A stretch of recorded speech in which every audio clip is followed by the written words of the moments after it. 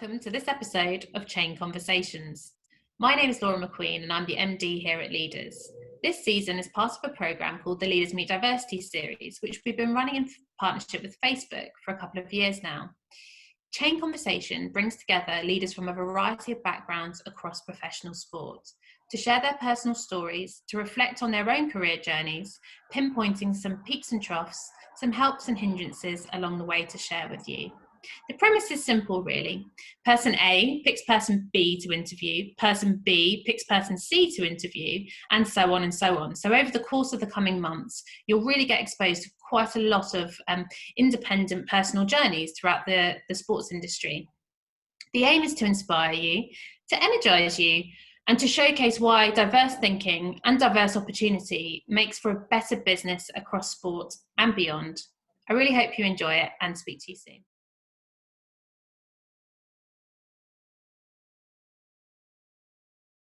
Shelley, thank you so much for joining me on St Andrew's Day. We picked a good day for it, but particularly given you have a massive game tomorrow in European qualifying against Finland. How do you tend to feel on the eve of such a huge game?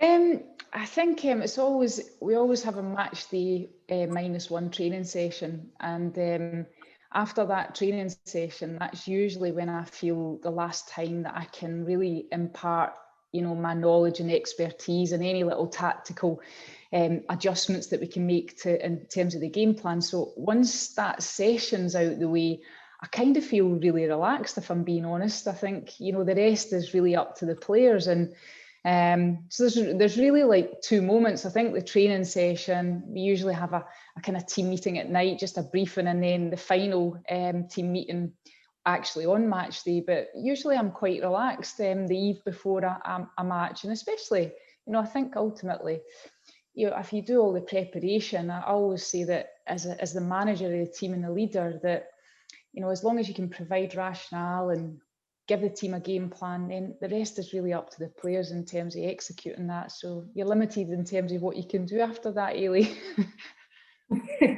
Indeed, like I mentioned that you have captained at club level in your playing days. When was the first time that you ever were made a captain?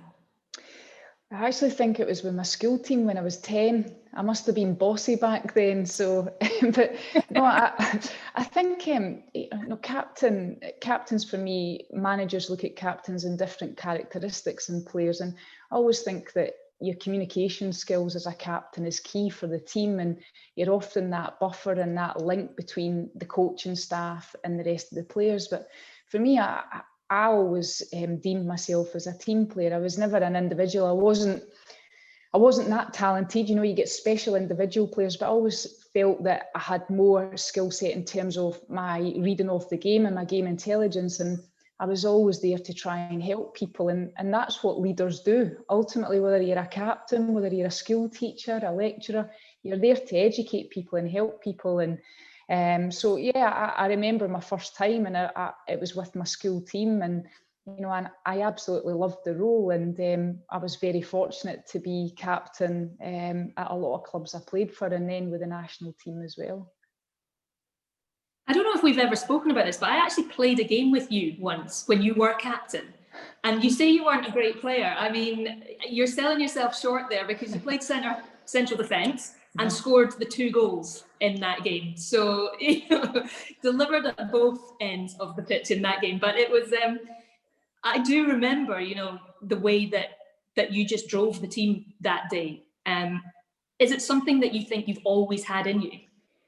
Yeah, I think it stems from my upbringing, Eilidh, and I think I was born and bred in a small community village, Polbeth, and we had to work hard for everything. I was the youngest of a family of 4, having 2 older brothers and a sister, and I grew up in an era, where it was the teacher strikes and not that many politics, but the Thatcher era, and there was a lot of unemployment around that time, and we were always very disciplined as a family. I can remember my parents, I think they only have ever had a day off work when someone passed away for a bereavement. So we were brought up with those values of being disciplined and being hardworking. And I think that's where my drive and determination comes from to succeed, is you know, when someone tells you that you can't do something, you've got to just go and try harder. And that was down to my parents. You know, I remember even when I was a young player and maybe you were a sub or you didn't get playing time, they never ever allowed you to feel sorry for yourself or make an excuse. It was always, well, you have to try harder. And that was me from an early age.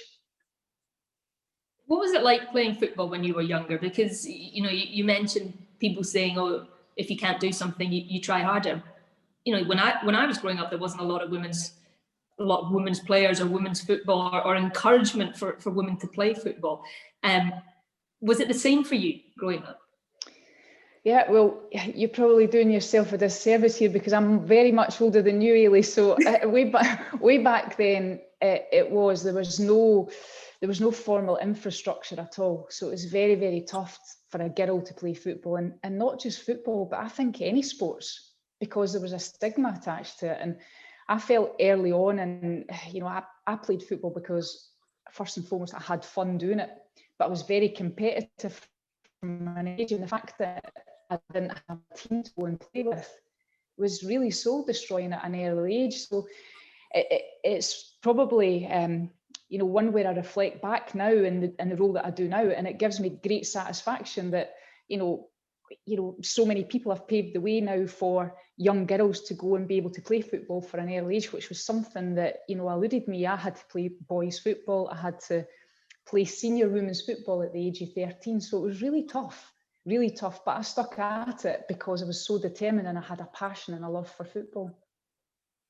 Do you see yourself as one of those trailblazers, one of those inspirations for young girls, or even girls that were a similar age to you growing up, to see someone who was able to break some of those barriers? I'm not so much, I don't see myself as a trailblazer, but I see myself as someone that's worked tirelessly to try and pave the way for others and try and break down those barriers. And if that helps others along the way, even if it's, you know, we're talking about playing football, even coaching, you know, there's not a lot of female coaching role models out there at the highest level, and there's not enough.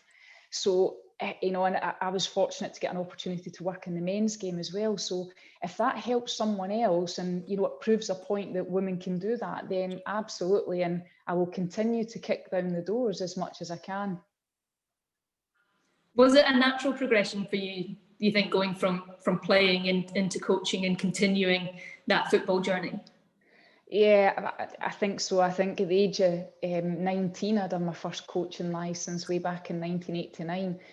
And, you know, most of the players that my teammates would tell you, I was coaching actively in the game when I was playing. So I did have a real passion for coaching, first and foremost because I wanted to educate myself as a player. And then with that kind of leadership kind of tag that, you know, I had as a captain, I wanted to help others. So I really wanted to learn more about the game. So it was a case of trying to think of post-career as a player, what I would go into. And, you know, I went through the children's pathway, then the youth, and then the adult, because I wanted to have an understanding of what it was like to work with all different types of players, whether it's girls, boys, whether it was 5-year-olds to 15, whether it was development, recreational or professional. So that's what I tried to do to prepare myself for going into football management. Yeah, we will touch on some of the teams that you have managed in a second, but just how different is it going from captaining a team, being out on the pitch and being able to influence things, to managing a team and managing everything that goes around putting a team out there on the pitch? It's so different. And, you know, people say, you know, I love coaching and I love managing people. I really do. It's why I get up in the morning. I want to develop people. I want to develop leaders. And I want to develop successful people and successful teams. But it's so different as a player. You know, your only worry is yourself, really. You perform for yourself first and foremost, and your own standards, and then your teammates as well. But as a coach and a manager, the detail that you have to go into is and it has to be so meticulous. You know, you can't leave any stone unturned. So the planning and preparation that a manager puts into coming up with a game plan, you know, that's just one aspect, because that's just coaching. You've got to manage staff, then you've got to have an understanding of what makes everyone tick, because everyone you know, is in this life is unique. So those are all the hard parts of management. And, you know, there is a difference from coaching and managing. So it's a tough job. And I'm not just saying that because I'm a manager, but the scrutiny that you're under, the expectations, and especially obviously in my role as national team, because the whole country expects you to win, you know, and that is hard, you know, when you're at the helm of a national team. It is a very, very tough job. Yeah, how much emphasis do you yourself put on success in terms of trophies? You had a couple of trophies at Arsenal when you went down there. I mean, we hear all the time, all success is on results. How much do you put on results, on trophies, on that side of the game? I've changed my outlook from player to coach and manager's changed, because when I was a player, I wanted to win everything. Even as a parent, with my daughter when she was young, I wouldn't let her win at anything, you know, because you need to learn to develop those habits. But I think as a manager, you have to understand process, and that's key. It's key in business, it's key in education. And it's key in football, even although I am judged on results, I'm judged on 3 points like anyone else in football management. I have a train of thought, and I've developed this as I've got more experience, because if you don't get the process right, then you won't get the right outcome. So I'm very process driven, but equally I also understand that I'm going to be judged on, you know, results. And I always explain to the players, when I talk to the players, I say, you are measured on performance. Let me be the one to get judged and measured on results, because, you know, you have to develop a philosophy in terms of how you want to play the game. You have to develop a framework and how you want to coach. So for me, that process is really, really important. Yeah, but we touched on Arsenal, and you've mentioned that you coached as well in a men's side. So at Stirling University, the Lowland League in Scotland, which would be the equivalent of the National League in England, the first ever woman to manage a team at that level in the UK. I mean, it's an incredible accolade. How did you approach everything that went with that role? Do you know, I remember the day that I got appointed, Eilidh, you were one of the first people to actually text me. You must have got wind of the story from your connection at Stirling University. I remember you were the first people to text me and ask if it was true. But no, it was, again, when I saw the job advertised, I just thought, you know, I'm going to apply for this job because I like the idea of developing the scholarship athletes that were going to be involved in education, that were playing at a decent level. They had the criteria for that scholarship was they had to have been playing in a professional academy setup. So you were going to get to have the opportunity to work with good players. So I just felt that, look, I'm going to put in my application here. I think I tick all the boxes. I have the skill set that they're looking for. And I felt that from the day that I put my application in, if I could get an interview, I could sit down and speak to that board to tell them what I could offer the position. And from there on in, I just saw myself as getting a job, that I was successful at getting a job, and I was going to try and, you know, try and get the team to develop and try and develop, you know, young men into two things: go maybe back into the professional game, but also actually coming out with a degree, an academic degree, while, you know, combining both. So for me, that was the most important thing. The bit that I suppose what helped me was I had good people around me. When I went to Stirling, I remember getting taken into the office. It was the late Pete Bilsborough at the time, who was the director of sport, and he said to me, "This university is all about." Yeah, Pete said to me, "This university, Shelley, is all about developing people, and you're not any different. And we appointed you because you have the skill set." So right away, I felt so confident that I was going to get time, you know, to do this job and to do it well. But equally, the team were sitting, you know, I think near the bottom of the league. And all I could think about, in and around all the hype externally, all I could think about was, I need to get results, because if I don't, people are going to say, "I told you this wouldn't work," you know, appointing a female at that level. So right away, I think we got a draw in the first game. Then we went on to win, and we had maybe 2 or 3 results that really helped. And from there, you know, the players get confidence, you know, the establishment get confidence, more confidence in me as a coach and a manager, and we never look back from there. So as much as it was annoying that people were making a big thing of it, for me, my only focus was trying to prove a point and say, you know, women can do the same role as what a guy can do, because we've, you know, I have the same skill set. Were you surprised by the hype and the attention that the appointment got? And has it proved that point? Because we haven't yet seen another woman coming in the UK in a similar role. Yeah, I mean, I was surprised. I knew there would be hype because it was the first, but I was trying to, you know, kind of not be distracted in the role that I had to play within the team. It was annoying because I felt there shouldn't have been big hype around it. But I guess it's the next thing. What happens next? Can we get another female to take the next step? Is there going to be any more opportunities? And I guess that for me, I deem my time at Stirling University very successful, because, you know, for 3 years, I think we were in the top 4 in the Lowland League. You know, we went to the British Unis final, so the team was successful. But more than that, we actually had about 4 or 5 players that went back into professional football. So for me, that was the most pleasing thing. And you know, now I see all of them that have went on to get good business careers as well. So that's extremely pleasing. But I think the most pleasurable thing would be if another female takes the next step into football management in the male game. I think that would please me even more. Yeah, indeed. I've never been in a male dressing room, well, not since I was in primary school when I played for the school team, but I've been in plenty of female dressing rooms.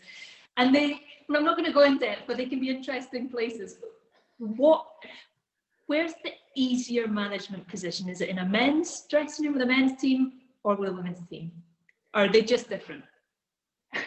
I think the dynamics are the key thing. And you know, you've played football, Eilidh, you've been in the change room. Dynamics in women's sport is fantastic because there's real camaraderie there. And it is with males as well. What I would say is, in my experience, and it's only in my experience, I think women are more receptive to coaching. You know, they want to know, they'll ask you 1,000 questions. Why are we doing this? What are we doing it for? What's the end result?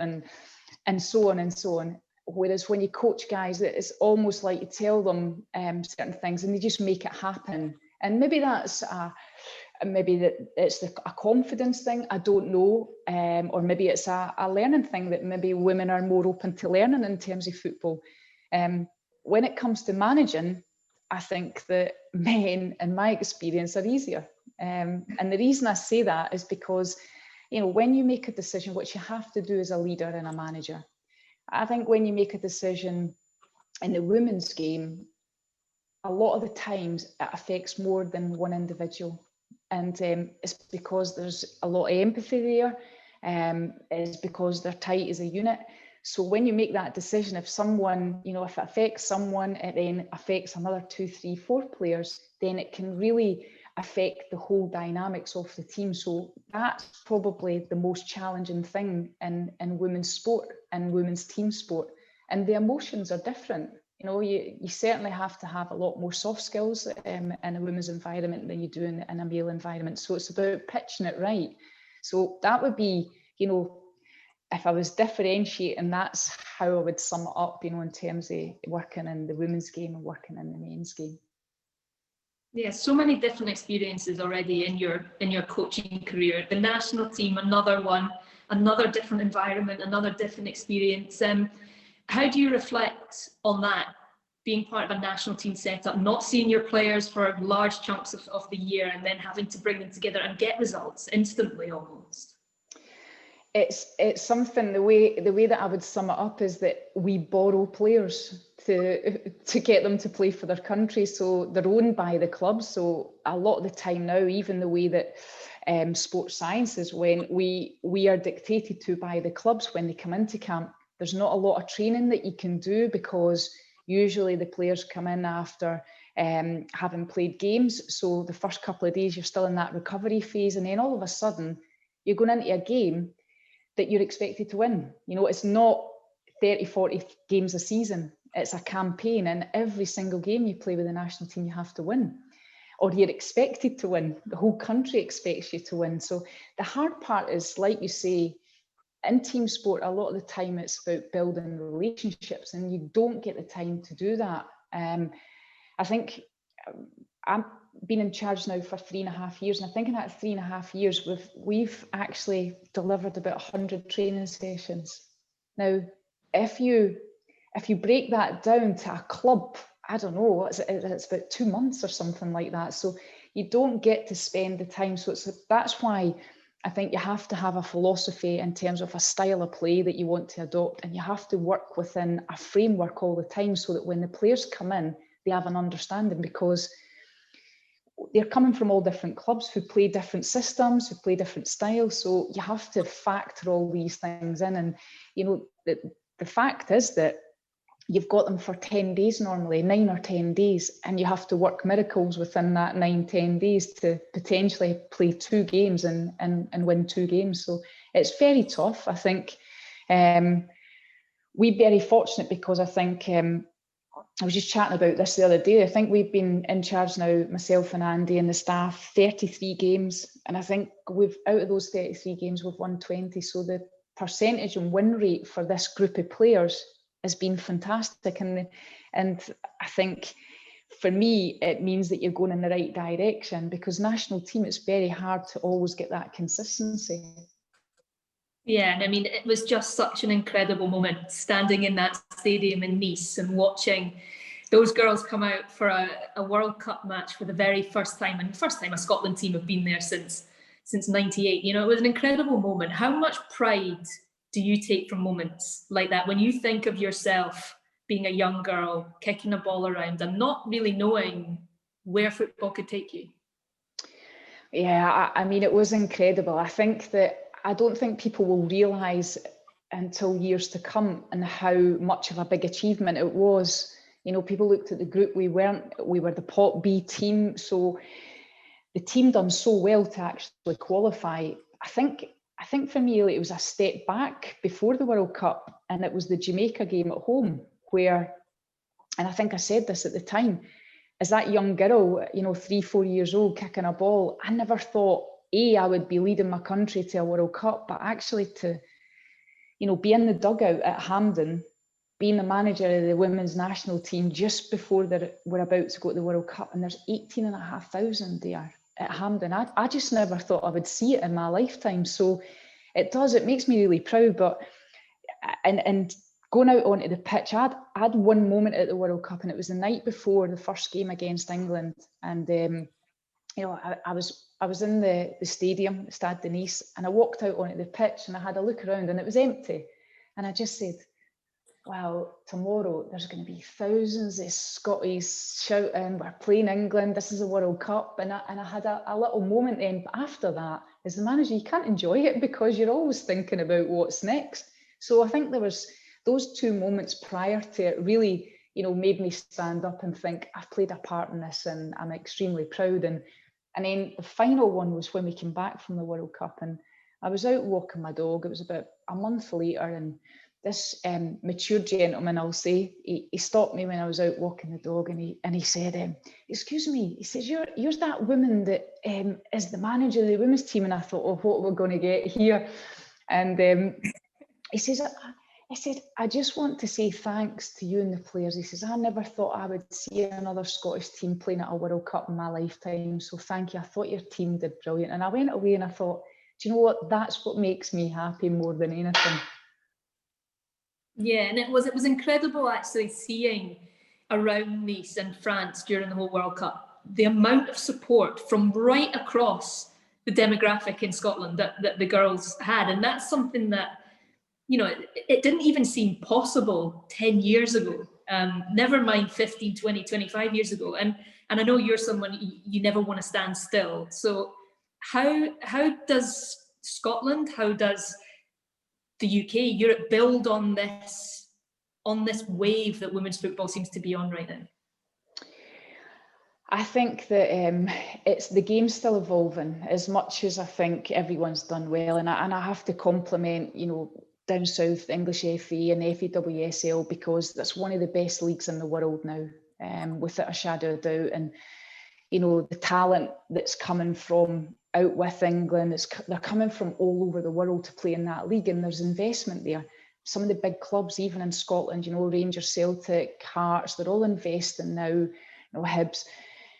Glasgow City, who have been leading the way for years. But for me, it's about resource. We need to keep on putting resource in, and it's not just financial resource, it's human resource. We need expertise, we need to market the game. But I always say to our players as well as national team players, you have a duty to inspire by playing the game the right way. Yeah, football is sport and sport is entertainment. So you have to entertain people. People will come back and watch you if you entertain. And for me, that's a huge thing, you know, and people might say that might be at the detriment of results, but for me, it's the only way to change perception. And I think that's something that I've tried to do, is change the perception of the women's game. And I think there's been a lot of people that have tried to do similar, and you have to keep on chipping away because you need the resource to try and make sure that the game keeps on moving forward. Is this the most exciting time for the sport, do you think, that we're currently in living right now?